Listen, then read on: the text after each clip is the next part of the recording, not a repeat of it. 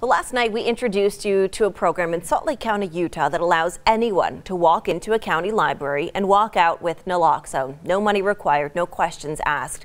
The drug can save a life during an opioid overdose, which is why one Utah doctor has made it her mission to get it into the hands of anyone who might need it for themselves, for a loved one, or even for a stranger. In tonight's Finding Hope, more on how the Utah legislature made it legal for individuals like librarians to distribute the drug without a prescription.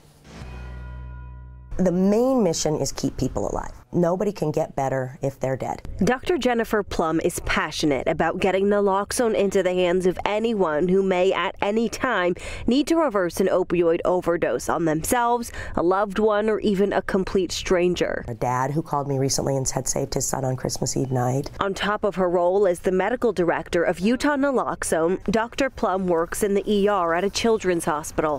One night I had 4 kids under 4 all overdosed on opioids from 4 different homes. State of Utah, we fill 7,000 prescriptions for opioids every single day. We got a lot of kids. Guess what that means? Kids find this stuff. Utah Naloxone works with a long list of agencies across their state, supplying people with naloxone kits like police officers, librarians, any opioid treatment providers, and so on. It really is about putting naloxone into somebody's hand.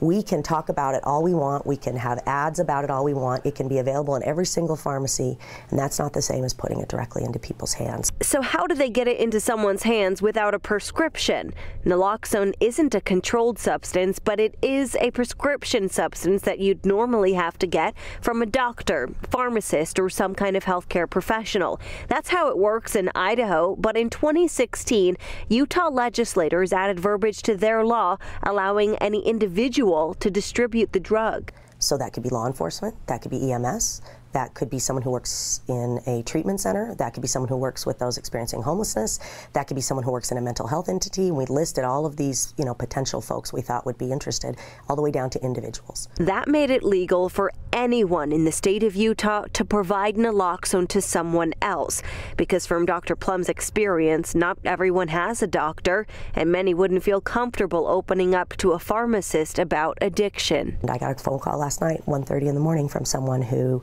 wants a kit, and they just weren't comfortable with their pharmacy, they weren't comfortable with their doc, they weren't comfortable with the health department, and so they're either going to go to a library, and if they can't get up the kind of gumption to do that, I'll meet them and give them a kit in probably some maverick parking lot somewhere.